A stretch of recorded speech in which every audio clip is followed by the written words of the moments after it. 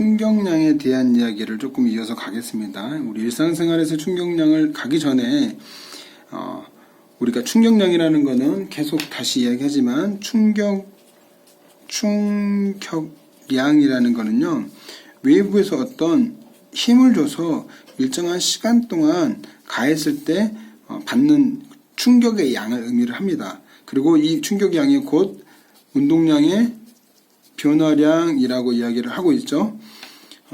그런데 일반적으로 그렇지 않지만 특별한 케이스로 여기 오른쪽에 있는 그림처럼 일정한 시간 동안 똑같은 힘의 크기를 꾸준하게 줬을 때 어떤 일이 벌어지느냐라는 거죠. 우리가 앞에서 어떤 이야기를 했냐면요, 중학교 때도 다뤘었던 것 같은데, 중학교 때 다뤘던 문제는 이런 게 있어요. 거리, 힘. 그래서 힘이 5N이고 거리가 4m다. 그러면 이 물체의 한 1은 힘 곱하기 거리, 다시 말해서 물 파스 해가지고 5N 곱하기 4m는 20. 여기 면적을 구해도 가로 곱하기 세로는, 세로 곱하기 가로는 20. 다시 말해서 요 그래프에서 면적 이퀄 1이다 라는 이야기를 한 적이 있어요. 또 우리가 배운 것 중에 이런 것도 있어요.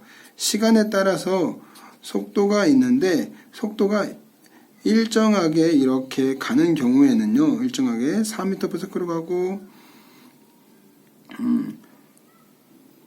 6초 동안 갔어요. 그러면은 그때 우리는 거속시라고 해서 4m/s로 6초 동안 갔어요. 그래서 우리는 24. 다시 말해서 여기 넓이를 시간과 속도 그래프에서 이 면적을 구하면 이 면적이 곧 누구다? 거리다 라는 걸 이야기했어요. 이번에는 똑같은 관점에서 충격량이라는 거는 힘 곱하기 시간이래요. 그러면 그래프를 책에서 있는 것처럼 이렇게 그려보면 일정한 4초 동안 내가 10N의 힘을 계속해서 가했다. 그러면 힘 곱하기 시간, 힘, 거리, 속도, 시간, 이번에 힘 시간이에요. 힘 곱하기 시간으로 이렇게 10N으로 4초 동안 힘을 가했다 라고 하면은 이때 요 면적, 어떤 그래프? 힘 시간 그래프. 자, 과학에서는 x축과 괄호축, x축과 y축, 괄호축과 세로축을 굉장히 중요하게 봐야 돼요. 자, 힘 시간 그래프에서 면적이 의미하는 게 뭐냐라는 거죠.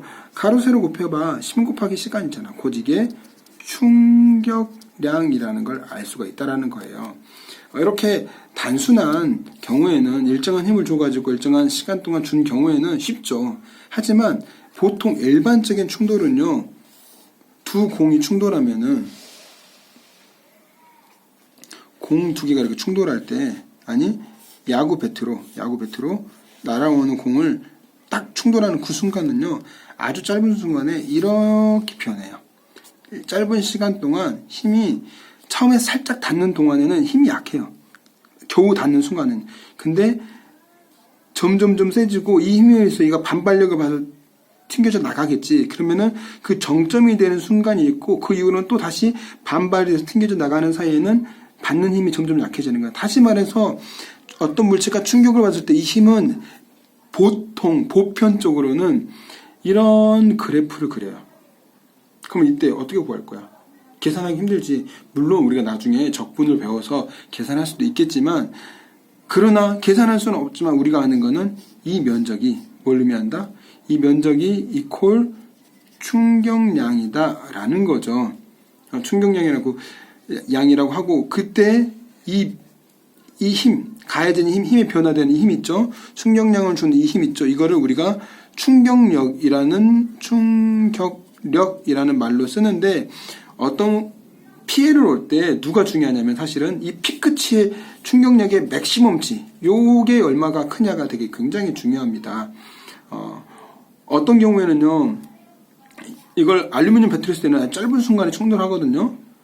근데 이거를 플라스틱 배터리로 쳤다. 그러면은 이게 그 0.1초 동안 충돌하냐, 0.2초 동안 충돌하냐, 이 시간이 달라지는 거야, 이 시간이.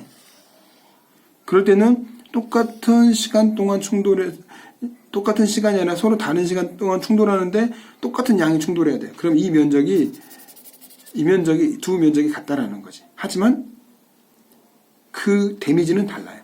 이 충격력이 얼마나 크냐에 다르다는 거지. 살펴봅시다. 가장 대표적인 경우가 우리 책에 나와요.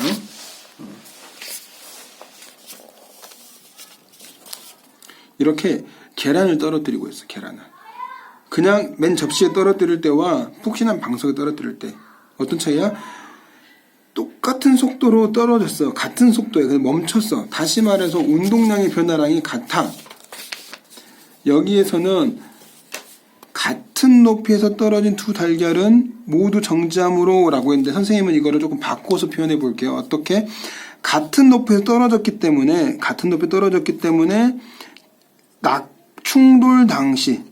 충돌 시 속도가 같아요. 이 두 개가 충돌할 때 속도는 같은데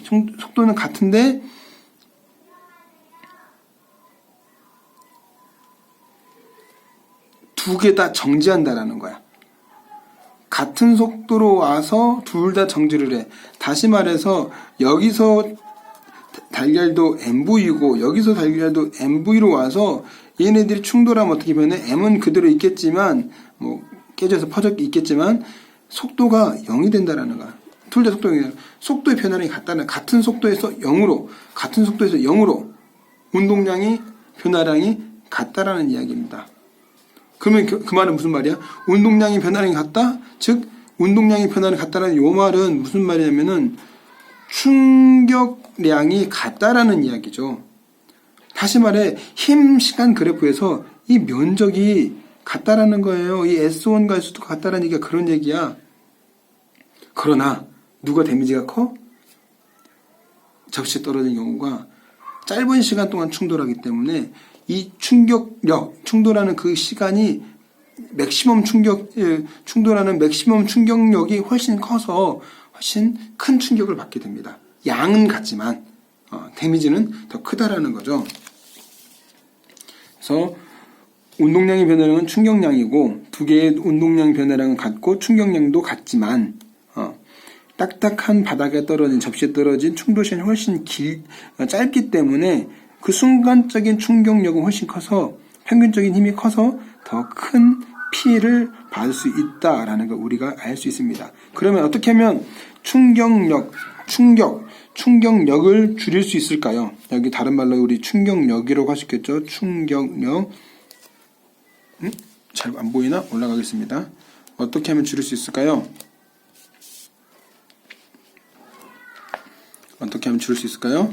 네. 여기다 쓸게요.